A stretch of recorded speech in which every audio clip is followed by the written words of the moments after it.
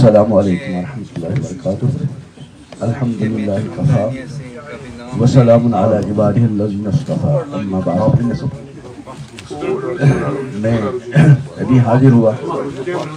اطلاع دی ہوئی میری موجودگی میں شیعہ برادری سے تعلق رکھنے والے دو اہم شخصیات نے جس انداز سے اپنے تأثرات پیش کیے اور حضرت صحابہ کرام رضوان اللہ علیہم اجمعین, ازواج مطہرات رضی اللہ تعالی عنہن کے مقدس ناموں کو بڑے احترام کے ساتھ انہوں نے یہاں پیش کیا. کاش کہ یہ سارا سلسلہ ہماری مشترکہ مجالس کے علاوہ جب ہم اپنی انفرادی مجالس کا انعقاد کرتے ہیں, اگر ان موقعوں پر بھی اسی ادب کے ساتھ احترام کے ساتھ ازواج مطہرات صحابہ کرام رضوان اللہ علیہم اجمعین کے مقدس ناموں کو اپنے اپنے ہم مسلک اپنے اپنے ہم مشرب لوگوں کے سامنے اس کا اظہار کیا جائے, یقیناً بڑوں کا اثر چھوٹوں پر پڑتا ہے.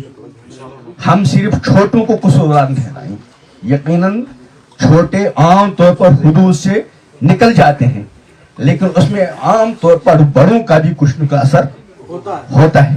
اس لیے جس طرح یہاں ایک متحدہ مجلس علماء ہے اور ہر مکتب فکر کے نمائندے یہاں موجود ہیں اور ہر ایک دوسرے کی قابل احترام شخصیات کا نام بڑے احترام اور عظمت کے ساتھ لیا کرتے ہیں, کاش کہ یہ سلسلہ ہماری ان مجالس میں, چاہے وہ اہل سنت سے تعلق رکھنے والی مجالس ہوں یا شیعہ برادری کے خصوصی مجالس ہوں,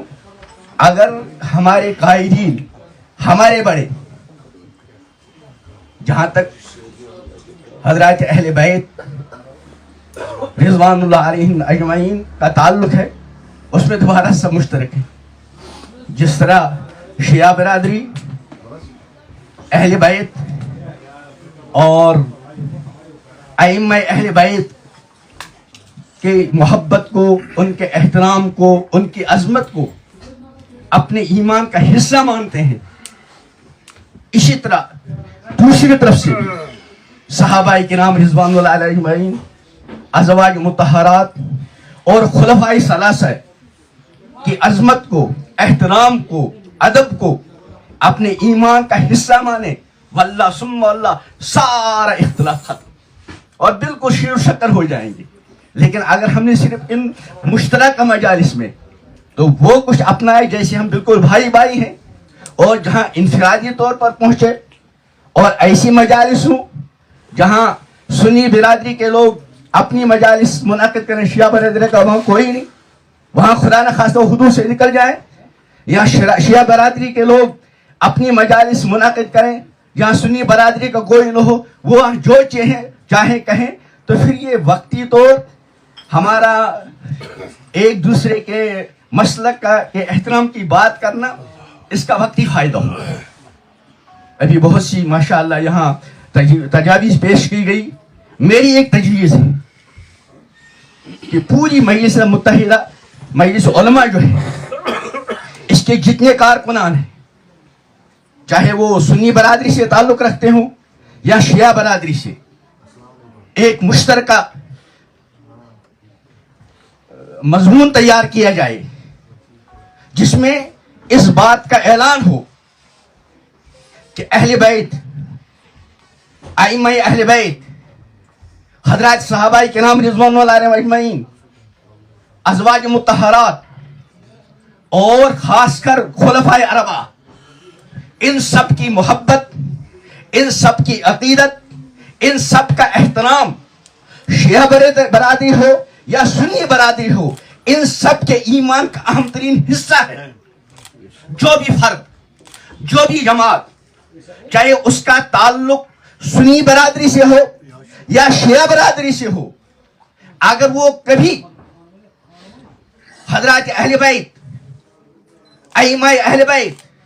हजरत सहाबाए किराम रिज़वानुल्लाह अलैहिम अजमईन, अज़वाज मुत्तहरात और खुलफाए अरबा में से किसी की भी शान में गुस्ताखी करते हैं, उनका हमारे साथ कोई ताल्लुक नहीं। अगर हम एक करारदाद पेश करें और उस पर बाज़ाब्ता तमाम उलमा के दस्तखत हों, फला आलिम इसका फला मसलक मकतब फिक्र से ताल्लुक है, फला आलिम इसका फला मकतब फिक्र से ताल्लुक, तमाम मकातब फिक्र जहाँ मौजूद हों, उनके सिर्फ नाम ही नहीं बल्कि उनके मसलक का तज़किरा उनके दस्तखतों के साथ एक करारदाद अवामुन्नास के सामने जाए और हम सब आपस में अहद करें कि हमारी मजालिस में इन अजीम और मुक़द्दस शख्सियात के खिलाफ किसी तरह की कोई गुस्ताखी न हो, तो उम्मीद है अल्लाह की ज़ात से इसके असरात हर तबके पर पड़ेंगे। लेकिन अगर हमने सिर्फ इन मुश्तरका मजालिस में अपनी अकीदतों के का इजहार किया लेकिन पश पर्दा वही करते रहे जो नहीं करना चाहिए था, तो फिर शायद इन मजालिस का मुनक़िद होना ज़ियाए वक़्त के अलावा कुछ नहीं। मैंने जो गुजारिशात की, अगर कोई इसमें ऐसी चीज़ हुई हो जो नहीं होनी चाहिए, अल्लाह मुझे माफ़ करे, और जो कोई फ़ायदे की बात कही गई, अल्लाह ताला अमल की तौफीक अता फरमाए।